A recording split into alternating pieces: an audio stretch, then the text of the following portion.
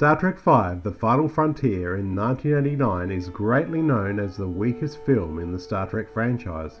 Was it William Shatner's fault as the director? Was it the average special effects or the limited budget given by the studio? Leonard Nimoy had garnered a lot of success as the first actor in Star Trek to direct. His two films were huge successes, critically and commercially, especially Star Trek IV: The Voyage Home, which became the most well-loved film in the franchise.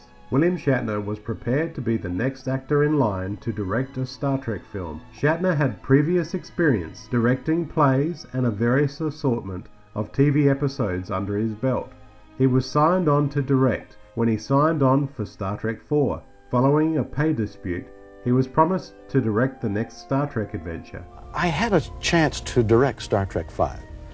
I directed a large motion picture. I've done a fair amount of directing in the theater and in television, but a large motion picture carries with it a cachet and a time to, although not so much in this case, time to do it better. And a director has the ability to bring his vision to the screen to some extent. I would like to do that more. He conceived the idea for Star Trek V even before he was given the job of director. His main inspiration for the next story was televangelists, who Shatner found repulsive, horrifying, and fascinating. Shatner was intrigued that God was speaking directly to them, but became rich by what Shatner considered false messages. Televangelists would form the basis for the character Tsar, who would later be changed to Sybok. The first draft was titled An Act of Love.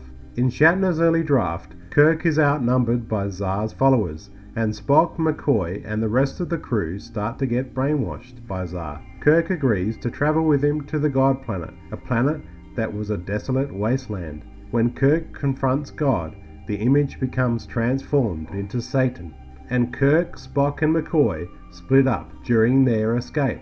Kirk escapes capture and comes back to save his friends from being taken into hell. Shatner presented this idea to studio head Frank Mancuso during the filming of The Voyage Home. Mancuso liked his idea and hired a writer to draft a film treatment. Shatner originally wanted novelist Eric Van Lustbader, but the author wanted $1 million salary, which Paramount refused to give. Shatner dictated the story idea himself, giving it to Paramount's production president, Ned Tannen, for input. Harve Bennett dropped off the production as producer because he was tired after the last 3 Star Trek films and wanted to move on and do other things. He also felt that he had been mistreated by Leonard Nimoy. No matter, Shatner convinced Bennett to reconsider. After a long discussion at Bennett's home, he agreed to return. Bennett disagreed with several elements in Shatner's story, feeling that no one could answer the question of God's existence, because the ending of the film would be very unsatisfying and the subject matter might be too offensive to cinemagoers. Bennett and Shatner reworked the story and changed the cult leader's name to Sybok. I had an idea for a story that was stimulated by things in my life, and I knew the mode to tell it was in this form, Star Trek form, which is one of a company of people who are forced together over long periods of time, react and interact. But there is this goal, this thing that they have to do. It's just a means of telling it, and the means of telling it is through this group of people who are know each other so well. Originally, Spock and McCoy were to side with Sybok. Leonard Nimoy and DeForest Kelley said that their characters would never betray Kirk. Bennett decided that it was better to make this so-called God into an evil alien entity. William Shatner and Harve Bennett approached writer-director Nicholas Meyer to pen a script, but he was unfortunately unavailable. Bennett found a script by David Lowery, and Bennett and Shatner hired him as head writer.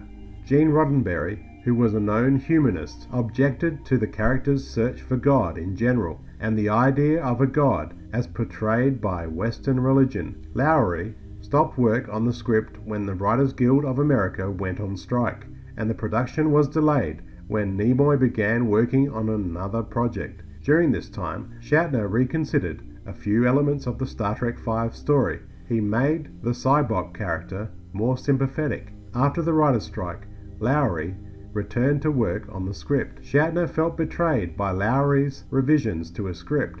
He felt the revisions transformed the search for God into a search for the mythical paradise, Shakari. Even though the script was revised, the Shakari idea remained. It was changed to a place of ultimate knowledge, of which JonnyBaak had received visions. Tell me a little about the JonnyBaak character for those that haven't seen the movie, if you will. Okay. He is a Vulcan. He is the son of both sides of Vulcan. He is Spock's brother. He rejects the logical self that Spock is. He takes people's pain away. He finds that he can do this. He's like a great Christian missionary or whatever. And then he makes a fatal mistake. He says, "You will do it my way, because my way is good." All the main Enterprise crew would reprise their famous roles. Actor David Warner was cast in the film. He would later appear on The Next Generation as Cardassian Gul Madred in the double episode Chain of Command, Part 1 and 2. He would also appear in Star Trek VI, The Undiscovered Country. After the approval of the script, Paramount rushed the film into production. In late 1988, Nilo Rodis was appointed in the role of art director and worked with Shatner closely to establish the film's visual design. Shatner wanted a more grittier and more realistic feel to the Star Trek universe. After Shatner explained the entire story in a day-long session, Rodis went home and sketched out each scene from the script. Rodis's input in developing the early character and costume designs was greatly significant. The corridors for the Enterprise A was the same set used in the Next Generation television series. Very few alterations to the set were made, so the film production didn't interfere with the filming of the Next Generation, which was being shot at the same time. An entirely new Enterprise bridge set was built and would cost $250,000 to make. The sickbay set from Star Trek The Next Generation is also used unaltered in the film. Principal photography began in October of 1988 around Los Angeles, California. The beginning of the film was shot on location at Yosemite National Park. Everything in my life has been a preparation for this moment. Nothing could beat the experience of writing, directing, and acting in a motion picture. I wanted the people to sweat. I wanted the guns to sweat. I wanted the sun to flare the lens. I didn't want everything to look so pretty. People ask me the difference between a Nimoy film and a Shatner film, and I say a Shatner film, there's a lot more running and jumping. One of the best experiences of my life, telling him to move left and move right. It was about bloody time. He's a dear friend, and we love each other, and we kid each other a lot. He kidded me too much on this picture. I'm going to get back at him on the next one. That's great, Bill. I'm glad you thought this up. DeForest Kelley enjoyed the physicality in the film, and he had the chance to do things he had not been asked to do in years. He was also very impressed with Shatner's direction. Bill brings a lot more energy to the show, that I think, than not that Leonard couldn't, but Bill is by nature a highly energetic person. And I knew going in that it would be an energetic situation, which it turned out to be, very energetic. George Takei said that despite the pressure from the studio, William Shatner maintained a creative and enthusiastic atmosphere on set. He added, "Despite our sometimes strained personal history, I found working with Bill as a director to be surprisingly pleasant. There were many long shots of Kirk scaling a mountain. Many stunt doubles were used. Shatner spent weeks on the Paramount lot, learning to climb a wooden replica of the mountain. The close-up shots of Shatner were filmed on a fiberglass set. Shots of Spock talking to Kirk while he was climbing El Capitan were actually filmed on a set in a parking lot at a vista point overlooking the valley. The actual face of El Capitan is just visible in the background between Kirk. Nimbus 3 and its town, Paradise City, were recreated in the Mojave Desert. Star Trek V contains the first appearance of the Starfleet Marines, an idea that Gene Roddenberry originally wanted in the original series.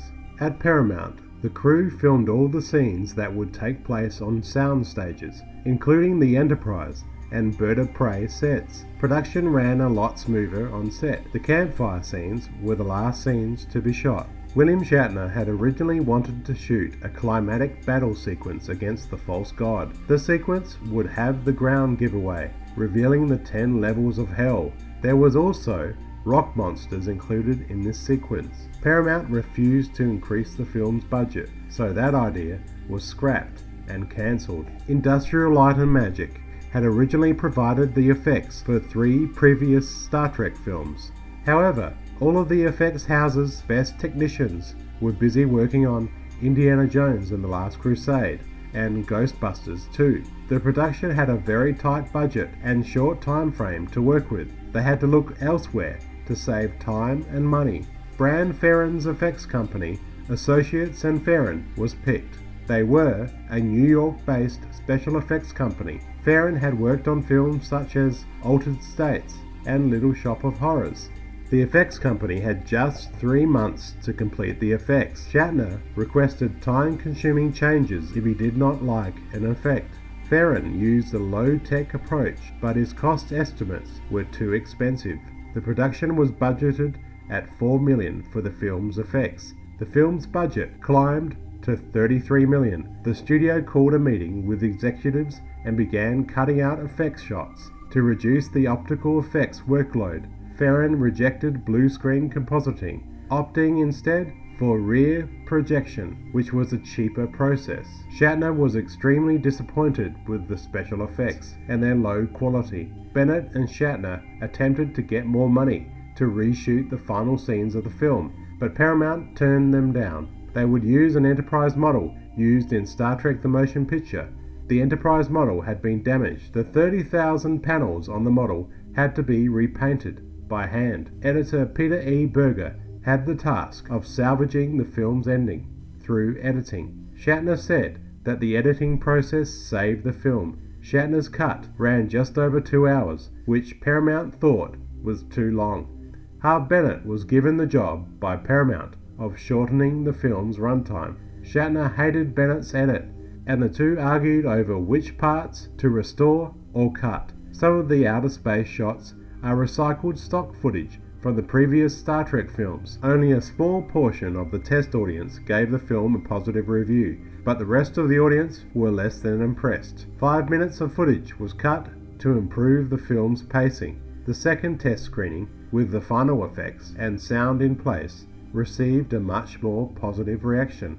They wisely chose composer Jerry Goldsmith once again. He seemed to give the film more life and elevated the film, and he composes a huge bombastic score which used some music cues from Star Trek the Motion Picture, mostly the main theme, that was also used as the main theme music of Star Trek the Next Generation series.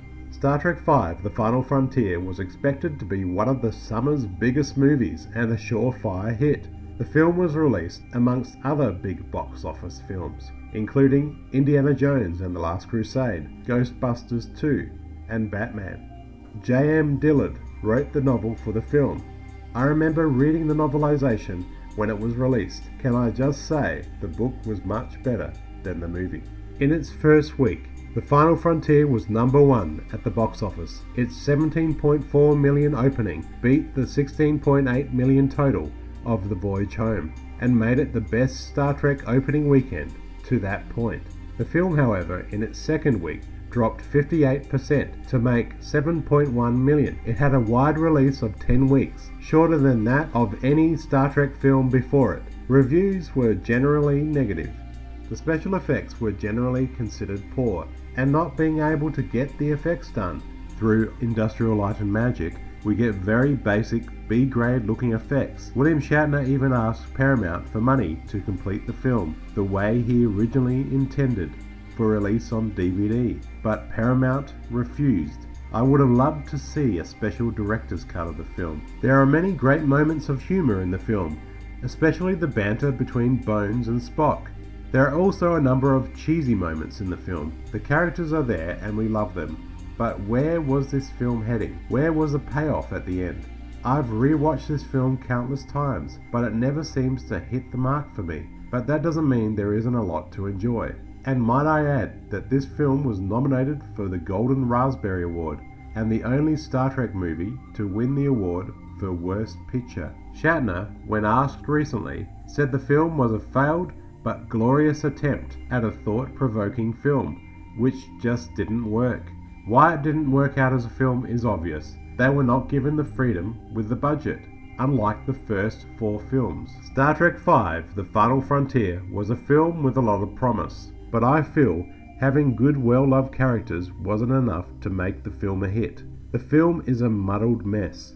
I don't think it was William Shatner's fault. He obviously had a clear passion to direct and make a good, solid film. I think it was the studio's fault for giving Shatner such limited funds to work with. Maybe the studio were concentrating more on the Star Trek The Next Generation series and wanted to give them more money to work with. I don't know. It baffles the mind. My name's Jonathan. Thanks for watching, and please subscribe if you haven't already.